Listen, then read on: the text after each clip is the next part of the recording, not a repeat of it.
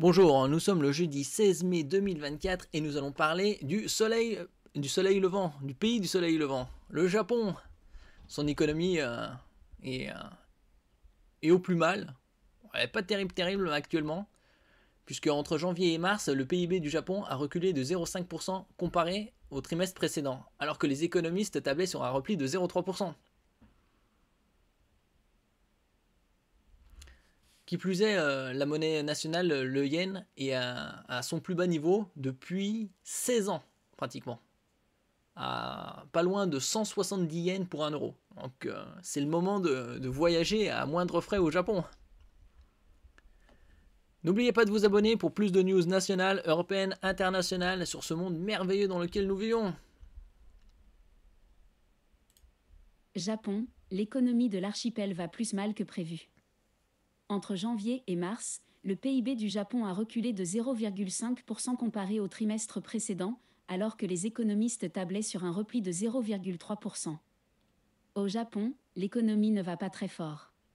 Elle s'est en effet contractée plus qu'attendu au premier trimestre selon des données du gouvernement publiées ce jeudi, du fait notamment de scandales dans l'automobile et d'une consommation intérieure minée par l'inflation et la faiblesse du yen.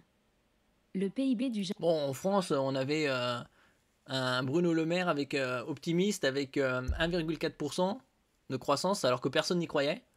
Tout le monde disait que ce serait pas plus de 0,8 et après il a révisé à 1% et même là 1% c'est encore trop.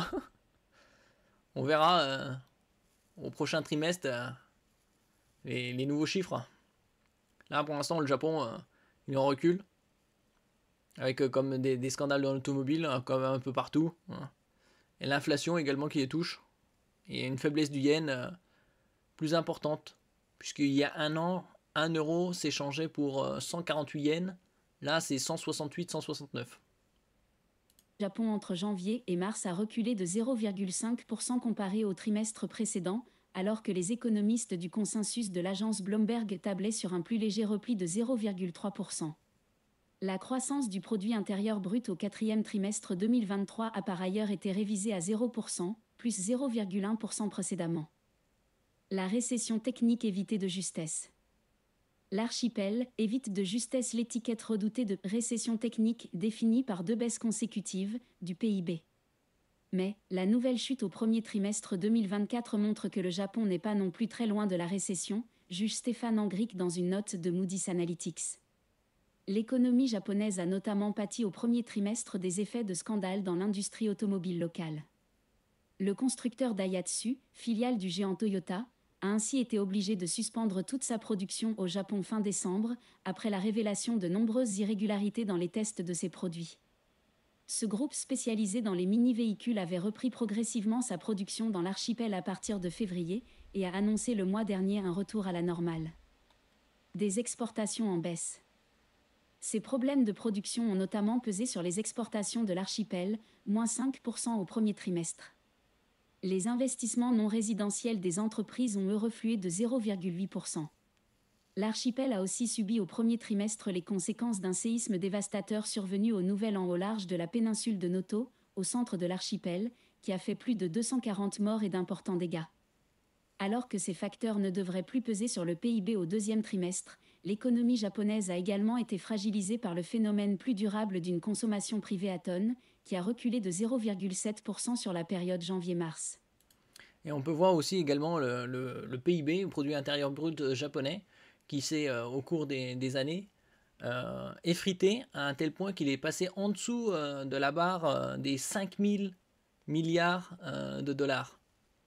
Et il a perdu sa place de second rang il y a déjà quelques années de ça. Et récemment, troisième rang pour être finalement quatrième. Même si l'archipel accueille des nombres records de touristes étrangers, la consommation des ménages nippons, de nouveau en recul en mars pour le 13e mois d'affilée, souffre de l'effet combiné de l'inflation et de la faiblesse du yen, laquelle est accentuée par la politique monétaire accommodante de la Banque du Japon, BOJ.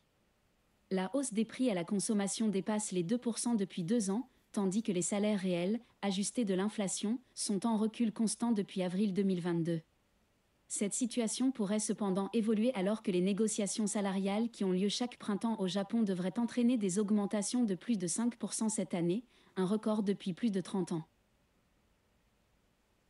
Qui plus est, le déficit public au Japon est quasi dans l'intégralité aux mains des banques japonaises, puisque c'est quelque chose comme 98, 99 même de la dette est aux mains des Japonais, comparé à la France où plus de la majorité de la dette est aux mains des étrangers. Et la dette du Japon est de plus de 260% environ.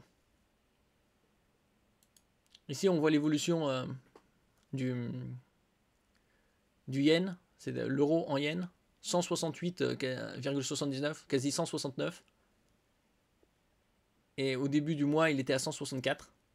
Et si on regarde depuis le début de l'année, au début de l'année, il était à 155, donc il a perdu quasi 13,2 yens, l'euro a gagné. Si on regarde sur un an, comme je disais, il y a un an c'était 149, donc 20 yens de plus pour l'euro. Et si on compare au maximum, bon là c'était au tout début, c'était les années 84, bon ça nous intéresse pas trop.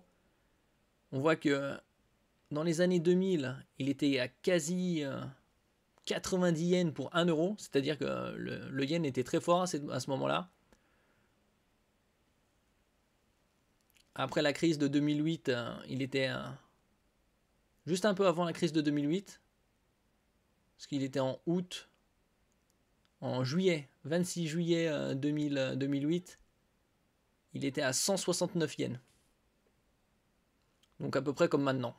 C'est 16 ans de différence, il est au même niveau.